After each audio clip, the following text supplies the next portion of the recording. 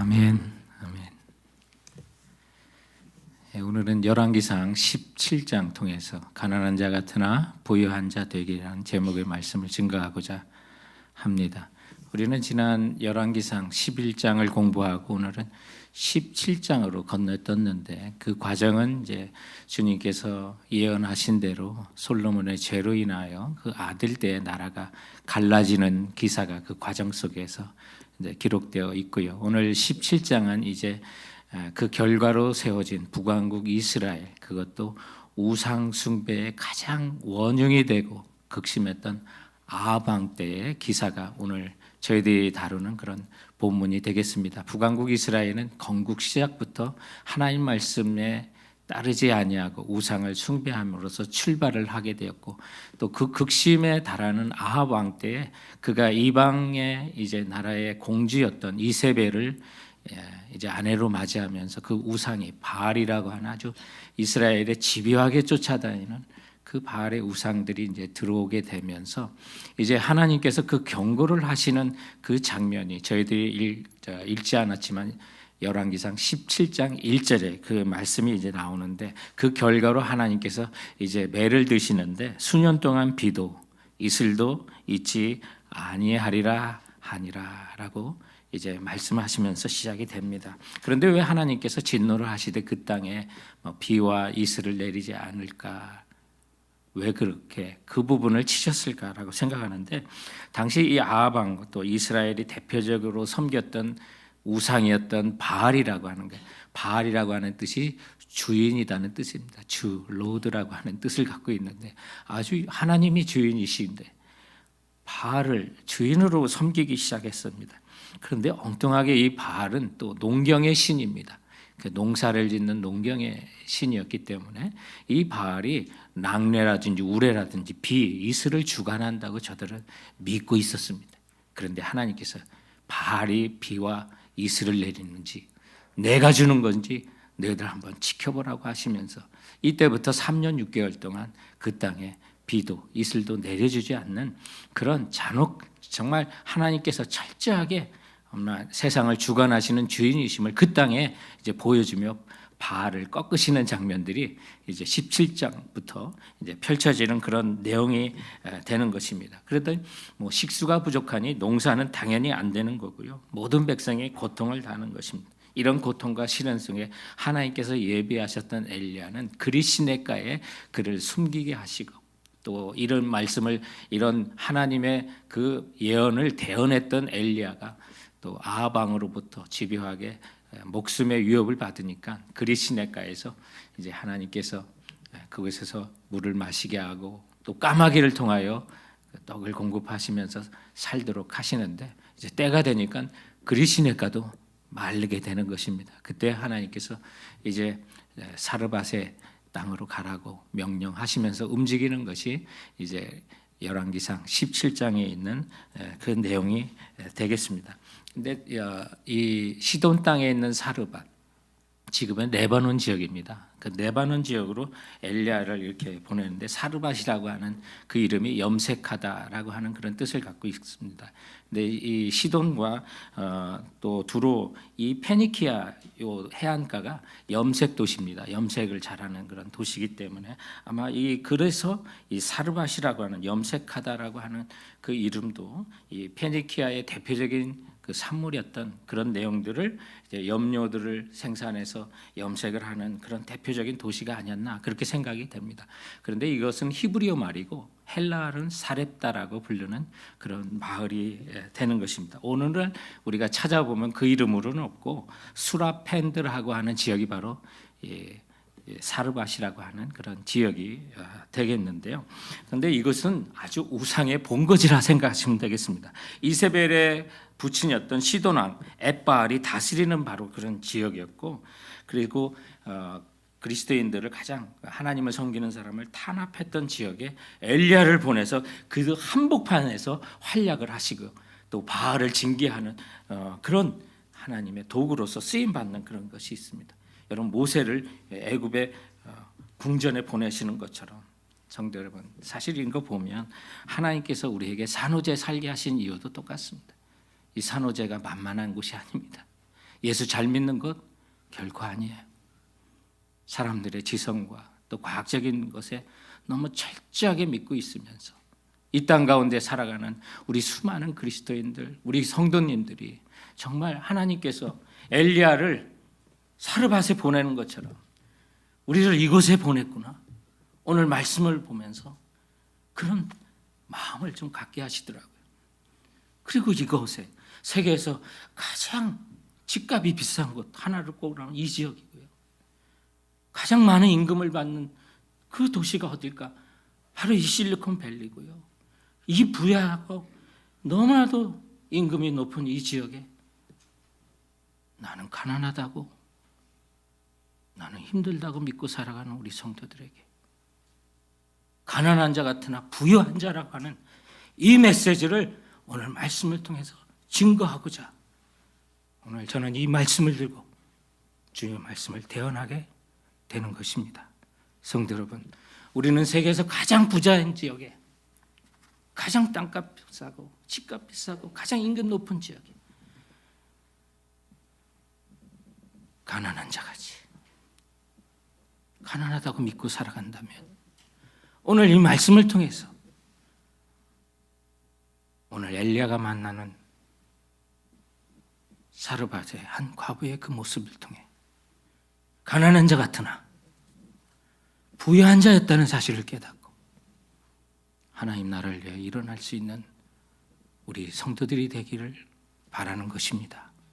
성도 여러분, 오늘 본문이 가르치는 우리 가난한 자 같으나 부유한 자 될 수 있는 말씀이 가르치는 첫 번째 비결이 있다면 그것은 작을지라도 내게 귀한 것을 내드릴 수 있다면 여러분 부유한 자라는 것입니다. 누가 부유한 자입니까?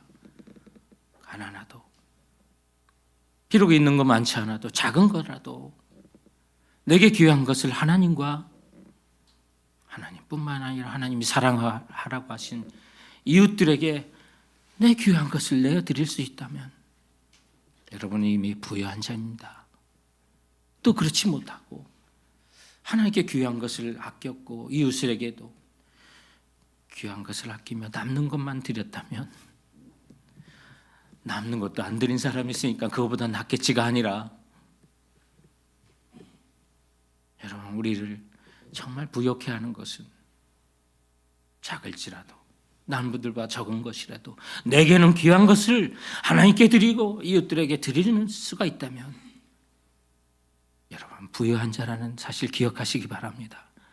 오늘 말씀에도 보면 하나님께서 엘리야를 이방 여인인 사르밧의 과부 집에 보내시는 장면들이 알고 있습니다. 그런데 이미 이 땅 가운데는 가뭄이 오래되면서 이 원인이 그 이스라엘의 한 선지자 엘리야가 하나님을 섬기고 우상을 타파하면 비를 내려주시지만 그렇지 않으면 이제 이 땅에 긴 가뭄이 임할 거라고 하는 그런 소문들이 나돌았을 겁니다. 그래서 엘리야가 누군지 또 아방이 그토록 죽이려고 했고 잡으려고 했던 그 엘리야가 누군지는 일반 백성들도 소문을 들어서 알고 있었던 것 같아요. 그래서 하나님께서 이제 길에 시냇가에서 사르밧으로 엘리야를 보내서 한 과부를 찾아가게 하시는데 그 과부가 엘리야를 만나 그 이야기를 들을 때 그를 알아봅니다. 아마 얼굴은 몰랐어도 이름은 들었을 것 같고 여호와 하나님께서 나 엘리야를 통해 너에게 이런 것을 하라고 하셨다. 그리고 떡 한 조각을 내게 내놓으라 라고 하니 그가 이제 솔직하게 고백하는 그 장면이 11절에 있습니다. 그가 이르되 당신의 하나님 여호와께서 살아계심을 두고 맹세하노니 나는 떡은 없고 다만 통에 가루 한 움큼과 병에 기름 조금뿐입니다 라고 말합니다. 그런데 오늘 이 말 속에 당신의 하나님 여호와께서 살아계심을 두고 맹세하노니 그래도 이 과부 가난한 과부 풍요로움이 없고 이제 한 번 먹으면 더 이상 먹을 것이 떨어지는 이 과부에게도 그가 엣바알의 고향인 정말 바알 우상 숭배가 융성한 그곳에서도 바알의 이름을 두고 맹세하는 것이 아니라 엘리야 당신의 살아계신 이스라엘의 여호와 하나님의 이름을 두고 맹세하노니 내게는 통에 가루 한 움큼과 병에 기름 조금뿐입니다 라고 하면서 여기 그녀의 맹세가 누구에게? 여호와 하나님께 맹세를 하고 있다는 사실을 보시기 바랍니다. 정말로 작은 믿음이라 할지라도 여호와 하나님에 대한 지식이 있었고 그의 이름을 대고 떡 한 조각을 내주고 싶어도 그나마 이것은 우리 모자가 마지막으로 먹고 죽을 최후의 파티의 그 내용인데 이거 하나밖에 없습니다 라고 할 때 엘리야가 그거라도 내놓으라고 하는 거예요. 그거라도 내놔라. 근데 이 사실을 통해서 우리에게 말씀하시는 하나님은 그래요. 하나님이 하시는 일은 항상 이런 방식이에요. 우리 믿음과 함께 역사하고 우리 함께 일하시기를 원하는 거예요. 그런데 여러분, 하나님께서 너 없는 것 좀 달라고 하시는 거 있습니까? 너 없는 건데 그거 내놓으라고 하신 적 있습니까? 하나님의 부여하신 분인데 나도 없는데 그거 빚내서 하라고. 여러분, 하나님이 그런 말씀하십니까? 그런 적 있으세요? 대부분 내가 있는 거 그 안에서 달라고 하시는데 하나님께서 어떻게 하시는지 내가 정말 귀하게 여기는 거 그거 내놓으라 하실 때가 있어요. 이 예배도요, 워십, 가치를 주님 앞에 드리는 거, 하나님이 받기 원하는 거 우리의 가치예요. 가치 있는 거, 귀한 거, 시간과 우리의 정성을 주님 달라고 말씀하시는 거예요. 우리가 그래서 하나님 앞에 나와 예배할 때 나의 귀한 거, 존귀한 것 주님 앞에 드리고 나의 마음을 드리면 하나님이 신령과 진정 예배로 우리를 받으시는, 하나님이 일하시는 거, 우리 없는 거 달라는 게 아니에요. 내가 있는데. 그런데 하나님 어떻게 하시니? 그거 하나밖에 없는 거 아는데 그거 달라 하실 때가 있고요. 내게 귀한 것 그거 내놓으라고 하실 때가 있어요. 야속하게도 볼 수 있지만 그러나 하나님께서는 철저하게 우리를 아시기 때문에 내가 없는 거 달라는 게 아니라 내게 있는 거, 그러나 소중한 거, 가치 있는 거 그것을 달라고 하세요. 이런 하나님을 많이 경험한 믿음의 선배들이 하는 얘기가 있어요. 그들의 그 격언 중에 축복은 내게 있는 것에서 온다. 하나님의 축복은 내게 있는 것에서 온다. 내게 있는 것을 주님께 드릴 때, 그래서 이 격언을 축복은 내게 있는 것에서 온다. 그러나 축복은 또한 하나님께로부터 온다. 이런 말씀을 하세요. 나의 소중한 것 주님께 드릴 때 그 귀한 것을 받으신 하나님께서 우리에게 또한 복을 내려주시지만 하나님께서 원하시는 건 작은 것일지라도 정말 귀한 것을 주님 앞에 드린다면 오늘 이 사르밧과부의 전 재산인, 남들에게 보면 쌓아놓은 사람들에게 보면 아무것도 아닌 것처럼 보일지만 모르지만 밀가루 한 움큼과 기름병에 약간의 기름뿐인 그것을, 귀한 것을 주님께 드렸을 때 그것이 기적의 소재가 되었고 하나님께서 사용하시는 능력으로 마르지 않는 밀가루 반지와 기름병이 되었던 것을 보게 됩니다. 사랑하는 성도 여러분, 언제나 주님께서는 내게 있는 것, 그리고 내가 짚고 있는 것, 내가 들고 있는 걸 달라고 하실 때가 있어요. 하나님께서 주의 일에 무관심했던 모세를 부르실 때 내 손에 있는 것이 무엇이냐고 물었잖아요. 지팡이뿐입니다 라고 할 때 하나님께서 그 마른 지팡이를 가지고 바로에게 가라고 말씀하셨어요. 우리에게 들려진 거, 있는 거, 갖고 있는 거, 그거 가지고 하나님 쓰시겠다는 거예요. 평소에 모세가 양을 치는데 그 지팡이를 가지고 일상 속에 사용했기 때문에 그 지팡이가 바로를 꺾는 능력의 지팡이가 된 것처럼, 성도 여러분, 정말 예수 믿기 녹록치 않은 것이 이 지역입니다. 오히려 정말 단순하게 살아가는 세상에 정말 그것이면 예수 믿기가 더 쉽지 않았을까라는 생각이 들 정도로 복잡하고 신기술에 매료되어 있는 이 땅에 여러분이 하시는 그 일, 들고 있는 그거, 여러분 머리에 있는 그 지식, 그 중에도 귀한 것을 내게 달라고 주님 요청하세요.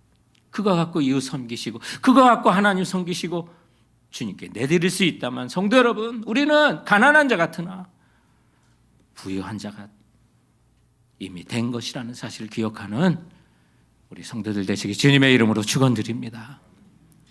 오늘 말씀을 통해서 정말 가난한 자 같을지라도 부유한 자가 될 수 있는 두 번째 말씀의 교훈은 절망에도 두려워하지 않을 때입니다. 어느 순간에도 두려워하지 않는다면 여러분 우리는 이미 부유한 자입니다. 세상에 수많은 거 다 설치해놓고 방법을 위해서 다 해놓고 두려움에 떤다면 여러분 세상에 가난한 사람, 그렇게 가난한 사람이 어디 있겠어요? 근데 우리가 어떤 상황 속에서도 주님의 능력을 믿고 담대할 수 있다면, 두려워하지 않는다면 그게 부자죠. 그게 부유한 자가 되는 거죠.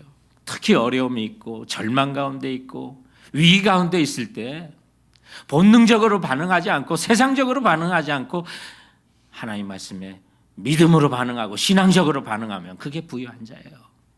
모두가 떨고 있는 그 상황 속에 주님의 말씀만을 의지하고 두려워하지 않는다면 그것이 부자가 아니겠습니까? 오늘 말씀에도 보면 엘리야가 하나님 말씀을 듣고 이 사르밧 과부에게 아주 사정을 들어보니 그때 엘리야의 속마음이 어땠을까? 천국에 가서 엘리야 선생님을 만나면 선생님 하나님이 가라고 하는 그 집이 그렇게도 가난한 집인 거 아셨습니까? 한번 물어보고 싶은 생각이 들더라고요. 아주 이제 한 번 먹고 죽을 거밖에 없는 하나님께서 나를 보내시면 그래도 당신도 좀 먹고 나도 좀 먹고 이런 것으로 보내지 않을까 그런 생각을 했을지도 모르겠는데 뭐 떡 한 조각 요청하고 보니까 이제 남은 것이 딱 한 번 먹고 이제 우리가 기다릴 거는 죽음밖에 없다고 하는 그 집에 보냈으니 그 마음이 어땠을까? 그걸 또 달라고 하는 엘리야의 마음이 어땠을까?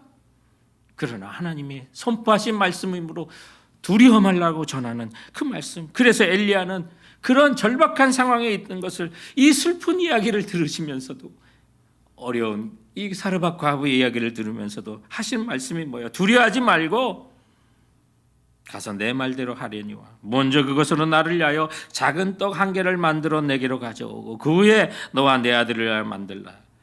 이스라엘 하나님 여호와의 말씀이 누구의 말씀이? 이스라엘 하나님 여호와의 말씀이. 여러분 세상적으로 보면 두려워할 만한 상황일 거예요. 그러나 오늘 엘리야가 이 전한 이 말씀은 누구의 말씀이요? 이스라엘 하나님 여호와의 말씀을 전하는 거예요. 우리가 이런 상황 속에서 두려움이 가득 찰 만한 세상이 있지 않아요? 지금 코로나 바이러스가 창궐하고 정말 미래에 대해서는 그동안 점점 좋아지겠거나 이런 생각을 했는데 이제는 소망이 별로 안 보이는 것 같고 미래를 내가 주관할 수도 없고 불확실한 요소들이 가득 차 있기 때문에 정말 불안할 수밖에 없는 게 솔직한 심정일 거예요. 그런데 그것이 모두가 세상에 바이러스 때문에 나타나는 건 아니잖아요. 그 가운데 경제적인 문제도 있고 건강의 문제도 있고 노후 문제도 있고 불의의 사고 같은 수많은 문제들이 수룩한데 정말 그 모든 거 생각하면 착잡할 수 있는데 주님이 우리에게 말씀하셔요. 내니 두려워 말라. 그럼 된 거 아니에요? 살아계신 주님의 말씀이 두려워 말라라고 그렇게 말씀하시는 거예요. 그러면서 이 모든 것을 알려줘요. 13절에 보면 과부에게 두려워하지 말라고 하신 것은 이스라엘의 하나님 여호와의 말씀이 이제 너의 그 모든 것이 마르지 않도록 하실 것이라고 그 메시지를 또한 전해주고 있어요. 그래서 우리가 이 하나님의 언약의 말씀을 믿는다면 절망 속에서도 두려워할 필요가 없어요. 두려워할 필요가 없어요. 강준미 목사님의 쓰신 책이 많이 있는데 그중에 벼랑 끝에서 나를 웃게 하시는 하나님의 은혜라는 그런 책이 있어요. 그 책에 보면 다음과 같은 내용들이 있는데 벼랑 끝으로 오세요. 싫어요. 떨어질 거예요. 벼랑 끝으로 오세요. 싫어요. 떨어질 거예요. 그들은 벼랑 끝으로 갔다. 그가 밀었다.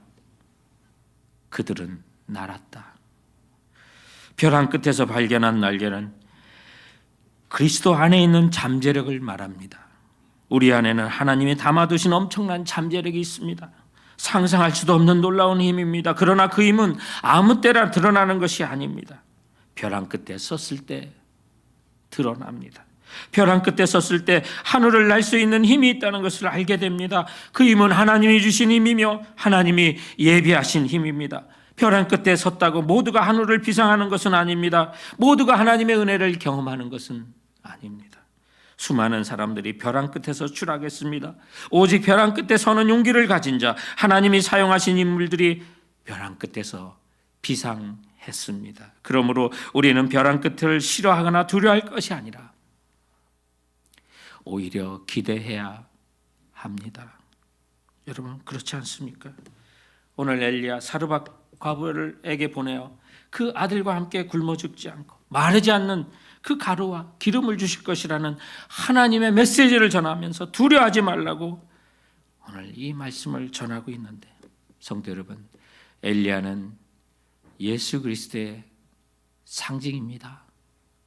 오늘 이 본문을 통해서 우리에게 생사를 주관하는 분이 하나님이신 것을 확실히 보여주고 있는 것입니다. 우리의 먹고 사는 모든 문제를 주관하는 분이 하나님이시라는 것을 알려주는 것입니다. 그런데 이 사실을 믿지 못하는 자가 진짜 가난한 자입니다. 우리가 이 세상을 살 동안 모든 것을 책임지시고 나가 너를 이만큼 사랑하고 그리스도의 사랑에서 끊을 수 없다는 사실을 보여주며 친히 우리 곁에 오셔서 십자가에 죽으시고 부활하신 그 예수 그리스도께서 오늘 저희들에게 내니 두려워 말라고 선포하고 있는 것입니다. 성도 여러분, 주님의 언약을 말씀을 믿고 이 땅을 살아가며 어떤 상황 속에서도 절망하지 않고 두려워하지 않는다면 이미 여러분들은 부유한 자이신 것을 믿는 우리 성도들 되시길 주님의 이름으로 축원드립니다. 오늘 말씀을 통해서 가난한 자 같으나 부유한 자는 세 번째로 하나님 말씀대로 하였을 때 여러분은 부유한 자입니다. 어떤 상황이든 이 땅을 살아가며 하나님 말씀대로 살아간다면 여러분 부유한 자입니다. 하나님 말씀대로 해서 가난하게 될 수도 있을까요? 있는 것 같아요. 하나님 말씀대로 살아 부유하게 된 사람도 많이 봤는데요, 하나님 말씀대로 사는데 정말 가난한 그 인생을 마무리한 사람도 저는 알고 있어요. 그런데 그의 부유함은 우리가 확인 못하고 알지 못하는 거예요. 주님의 나라에서 얼마나 많은 고을과 면류관을 쓰게 될지 주님을 말씀을 믿는다면 믿음의 눈으로 보이는 것 같아요. 그러므로 이 땅을 살며 하나님 말씀대로 절망 가운데도 본능적으로 반응하지 않고 세상적으로 반응하지 않고 믿음으로 신앙적으로 반응한다면 여러분 우리는 부유한 자인 거예요. 하나님 말씀대로 살아간다면 부유한 자입니다. 오늘 15절에 보면 그가 가서 엘리야의 말대로 하였더니, 이 사르밧 과부가 한 거는 뭐예요? 단 거 아니에요. 그 말씀대로 하였더니. 근데 이 15절에 전한 이 엘리야의 말씀은 누구에게서 온 거예요? 14절에도 보면 이스라엘 하나님 여호와의 말씀이 나 여호와가 비를 지면에 내리는 날까지 그 통에 가루가 떨어지지 아니하고 그 병에 기름이 없어지지 아니하리라 하셨느냐. 엘리야가 전한 그 말은 누구 말씀이었어요? 하나님 말씀이었어요. 누구에게? 자기에게 전해서 그대로 전하는 거예요. 그리고 그 말대로 순종하는 이 사르밧 과부의 모습, 그리고 그 후의 기사는 이제 그 통에 가루가 떨어지지 않고 그 병에 기름이 떨어지지 않는다는 사실을, 말씀을 우리들에게 전해주고 있는 거예요. 그래서 15절에 키예요. 오늘 이 본문의 키워드는 바로 이거구나. 저가 가서 엘리야의 말대로 하였더니. 여러분, 우리 성도 여러분, 오늘 이 말씀 가운데 정말 하나만 붙드신다면 이거 붙드시면 돼요. 내가 가서 그 말씀대로 하였더니. 그 말씀대로 하였더니. 오늘 우리가 주님 말씀대로 하시는 분들에게 정말 결론적으로 말씀드리고 싶은 것은 우리 생명의 떡 되신 예수님, 성령의 기름 부음은 무한 리필이라는 사실이에요. 끝없이 반복되고 있다는 사실을 오늘 이 말씀을 통해서 보여주는 거예요. 그래서 성숙한 신앙은요, 하나님이 주시는 선물보다 그 선물을 주시는 하나님께 초점을 두는 거고 주님을 사랑하는 거고 몸의 양식보다 영의 양식을 바라도록 하기 위하여 오늘 이 사건을 보여주고 있는 거예요. 그래서 구약에 나오는 수많은 일들이 다 오늘날 예수 그리스도를 통해 주시는 영적인 양식을 예표하고 있어요. 이스라엘 백성들이 광야에서 물이 말고 목마를 때 반석을 쳐내신 그 모든 것에 대해 고린도전서 10장 4절에 말하기를 다 같은 신령한 음료를 마셨으니 이는 그들을 따르는 신령한 반석으로부터 마셨음에 그 반석은 곧 누구시라?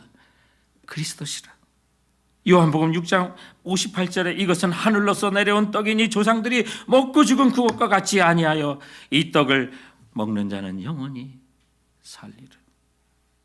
우리가 암송해야 될 로마서 8장 26절도 보면 이와 같이 성령도 우리의 연약함을 도우시나니. 여러분, 생명의 떡이 되신 예수 그리스도, 성령의 기름 부으심은 무한리필이에요. 마르지 않는다는 사실을 오늘 이 본문 말씀을 통해서 보여주고 있는 거예요. 그러므로 우리 그리스도인들이 또 이 땅에 녹록지 않은 산호제 지역에 살아가는 우리 성도들이 정말 가져야 될 생각은 하나님 말씀만으로 된다는 거예요. 많은 그리스도인들이 하나님 말씀만으로 안 된다고 하는데 왜 그런 마음을 가질까요? 그 말씀의 진리인 것을 확인 못했기 때문에 아닐까요? 우리는 하나님 말씀만으로 삽니다. 말씀은 영원하고 그것은 반드시 이루어질 거예요. 그 생명의 양식 무한리필로 받아 먹을 수 있는 게 주님과 사귀는 거예요. 그 주님과 우리가 어떻게 사귀어요? 말씀이 육신이 되어 이 땅에 오신 예수 그리스도, 그 주님이 내 안에, 내가 주님 안에 거하는 방법은 다른 게 아니에요. 내가 말씀 안에 사는 거예요. 그 말씀, 주님과 또한 하나가 되어 주님과 교제하는 방법 뭐예요? 말씀을 읽는 거예요. 말씀 읽는 거 그것만으로 안 돼요. 묵상을 해야 돼요. 그 묵상이 가장 잘 되는 게 뭐예요? 하나님 말씀 암송하는 거예요. 자꾸 암송하는데 잊어버려요? 당연한 거예요. 그렇지 않기 때문에, 정말 우리가 그랬기 때문에 말씀을 잊어버리지 않으려고 암송하고 암송하다 보면 그래서 묵상이 되는 거고요. 그러다 보면 육신이셨던 예수 그리스도께서 말씀이 내 안에 거하고 내가 주님 안에 거하고 주님과 사귐이 있고, 그때 생명의 양식 되신 예수 그리스도가 내 안에 무한리필 되셔서 나를 부욕해 하신다는 것을 누릴 수가 있게 되는 거예요. 이 사실을 경험하는 사람들은 대다수의 성도가 아니에요. 한 사람이에요. 이 말씀에 순종하고 나가는 그 사람에게 바로 이 주님의 부유하심과 성령의 기름 부으심이 메마르지 않은 그 은혜가 바로 그런 성도들에게 찾아오게 되는 거예요. 우리는 지금까지 열왕기상의 모든 사건들을 예수님의 입술을 통하여 그분에서 선포되는 말씀을 통해서 다 확인할 수가 있었는데, 오늘 이 본문도 마찬가지예요. 예수님께서 누가복음 4장에 고향에서는 선지자가 환영받지 못하는구나 말씀하시면서 그들이 주님을 믿지 못하는 그 순간에 주님께서 예로 든 사람이 누군지 아세요? 나만 장군과 함께 바로 이 사르밧 과부 한 사람, 모든 사람에게 간 것이 아니라 그 엘리야가 한 사람을 통하여 한 사람을 위하여 보내심을 받았는데, 그 여인이 바로 시돈 땅에 사는 사르밧 여인이었다고. 누가복음 4장 26절에 엘리야가 그중 한 사람에게도 보내심을 받지 아니하고 오직 시온 땅에 있는 사렙답 과부 한 사람에게 뿐이니라 말씀하시면서, 이 말씀을 듣는 수많은 부자라고 부유한 자로 믿고 있는 바리새인 서기관들, 그들 앞에서 이 말씀을 하시면서 비록 가난한 자 같지만 부유한 자가 되었던 이 시돈 땅에 사는 사르밧 과부 한 사람에게 예수 그리스도께서 보내신 거라고 말씀하셨던 그 비유를 엘리야를 통해서 하시고 있다는 사실 기억하십시오. 그렇다면 오늘 이 엘리야는 우리 앞에 나타나시는 예수 그리스도이시고, 그를 맞이하여 가장 귀한 것을 내드리고 마르지 않는 가루와 떨어지지 않는 기름으로 하나님의 축복을 주신 것, 바로 예수 그리스도를 영접하고 주님과 함께 살아가고 그 말씀과 함께 살아가고 그 말씀대로 순종하는 이 시대를 살아가는 우리 성도들, 그들에게 무한리필 되신 생명의 떡이신 예수 그리스도, 성령의 기름 부으심, 그 은혜는 오늘도 우리를 부요하게 하고 이 땅 가운데서도 하나님께 영광 돌리며 살 수 있는 하나님의 백성이 된다는 사실을 오늘 증거하고 있는 것입니다. 이 사실을 그대로 받아들여 예수 그리스도와 함께 사귀고 호산나 가난한 자 부욕해 하시고 눈먼 자 우리를 뜨게 하시는 예수 그리스도와 함께 부요한 자 되시는 우리 성도들 되시길 주님의 이름으로 축원드립니다. 오늘 주께서 주신 말씀을 좀 기억했으면 좋겠습니다.